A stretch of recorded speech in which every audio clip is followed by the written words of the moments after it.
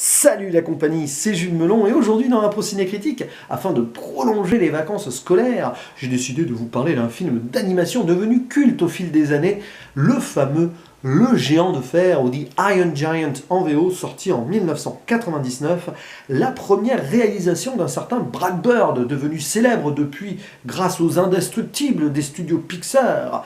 Et à l'époque, me semble-t-il que c'est la dernière production de la branche animation des studios Warner, ce qui expliquera probablement le faible succès commercial au box-office d'un métrage devenu très reconnu des fans depuis.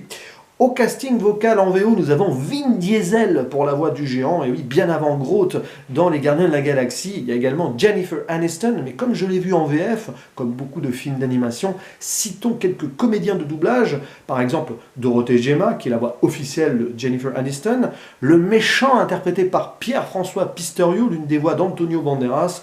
Il y a également Philippe Vincent, qui joue le ferrailleur Dean dans le métrage, qui est la voix officielle de Kevin Bacon, Val Kilmer, que je confonds souvent les deux, peut-être à cause de la voix VF d'ailleurs, hein, quelque part. Et il y a aussi Kurt Russell, à l'actif de ce comédien-là. Et citons aussi le jeune Paul Nivet à l'époque, qui faisait Andy dans Toy Story 2 et 3, et qui est exceptionnel dans le rôle du jeune héros. À un moment, celui-ci boit une tasse de café et après il va te débiter une tirade à toute vitesse. Exceptionnelle performance pour un jeune acteur qui devait avoir quoi, 7-8 ans à l'époque.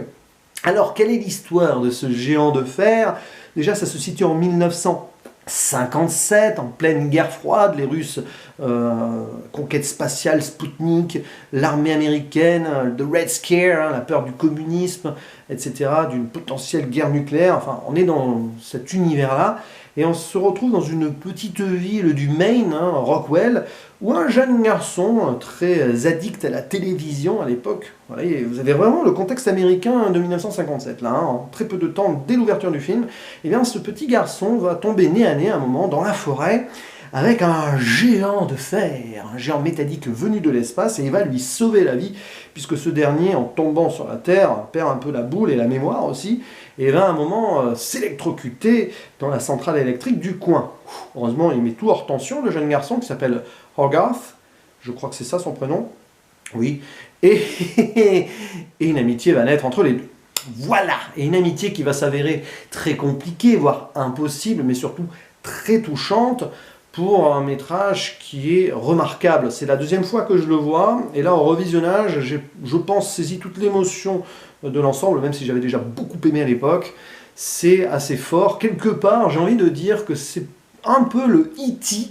des enfants nés dans les années 90. Voilà, parce que relation entre quelqu'un qui vient de l'espace, ici c'est pas un extraterrestre en tant que tel, c'est un géant, voilà, et un jeune garçon qui va être compliqué parce que forcément tu as le gouvernement qui va s'en mêler, etc., les militaires, et c'est très fort parce que les deux grandissent l'un de l'autre.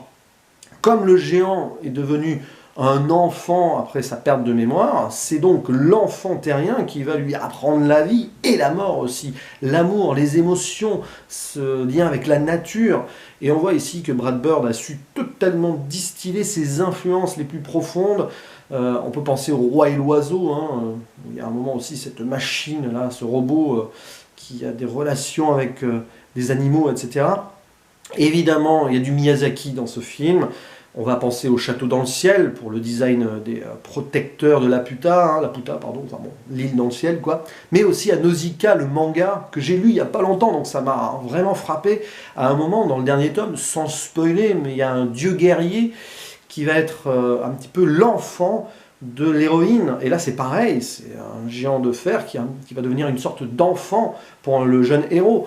Donc voilà, c'est très très très très très fort. Et vous avez aussi une réflexion sur l'époque, sur la société, sur le côté film de monstre, film de super-héros. Vous avez tout ça mélangé. Pourquoi film de super-héros? Clairement, à un moment, c'est directement relié à Superman, sans en dire plus, jusqu'à cette scène finale qui est magnifique.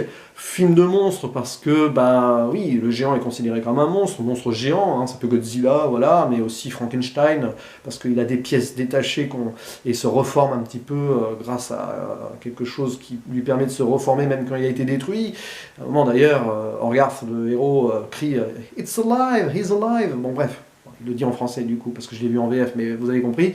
Donc tout ça mélangé, très fort, parce qu'il arrive à faire quelque chose, Brad Bird, avec toutes ses influences, de très personnel, et on sent que le monsieur s'est inspiré de sa jeunesse, parce qu'il faut savoir que Brad Bird, qui avait la quarantaine à l'époque, a mis du temps à éclore. Lui qui était très talentueux, qui avait été d'ailleurs pris sous l'aile d'un des Nine Old Men des studios Disney. Son nom c'est Milcal, oui j'ai écrit là sur un petit papier quand même pour pas dire de bêtises.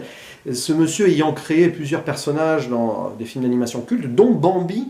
Et c'est marrant parce qu'à un moment il y a une référence directement à son mentor avec un cerf voilà, découvert mort par le géant. C'est une scène culte au milieu du film qui va lui faire prendre conscience que la vie existe, mais la mort aussi. Voilà. Et ce qui est fort dans le film, ça peut paraître un petit peu incohérent quelque part, mais au diable la cohérence ici, c'est que le géant a des émotions très fortes. On ne sait pas trop d'où elles viennent. On peut imaginer que le peuple extraterrestre qui l'a construit lui a mis beaucoup de choses dans le cerveau. C'est une intelligence artificielle aussi, un peu. Et donc, il apprend au fur et à mesure. C'est un peu comme Terminator aussi, d'ailleurs.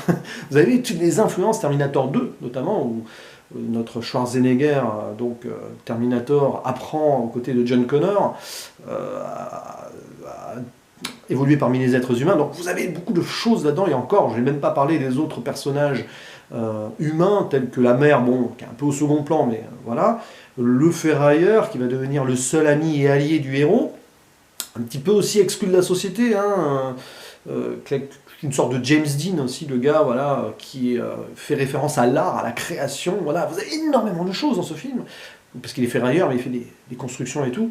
Et puis du coup, le méchant militaire typique de l'époque, qui s'appelle Kent, qui pense que à son pays ou pas à un moment, enfin voilà, bon bref.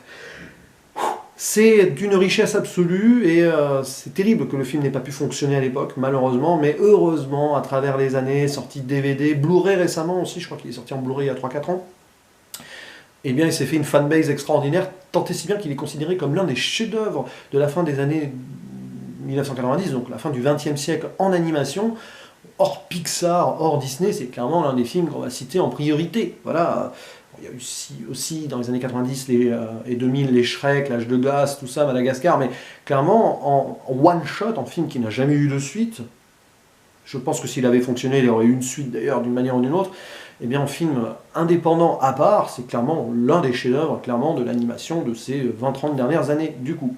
Donc, je suis content de l'avoir revu et redécouvert pleinement avec toutes ces références. Forcément, quand vous voyez ce film avant de voir d'autres films et que depuis, vous avez gagné en cinéphilie, en expérience cinéma et que vous revoyez ce film-là, vous êtes bluffé par pas mal de choses, et évidemment, toutes les influences qu'il a pu avoir, il les a données aussi, notamment à Steven Spielberg lui-même. Je parlais de E.T. tout à l'heure, mais Spielberg lui-même s'est référencé au Géant de Fer dans son Ready Player One. Vous imaginez bien la scène, si vous avez vu le film, en lien avec ce métrage-là. Voilà, c'est tout ce que j'avais à dire sur le Géant de Fer. N'hésitez pas à vous réagir en commentaire et à donner votre lien, votre relation personnelle avec ce film. Je suis certain que vous serez nombreux à en dire quelque chose, parce que je sais qu'il a marqué toute une génération, ce métrage-là. Bref, je vous dis à la prochaine. Ciao!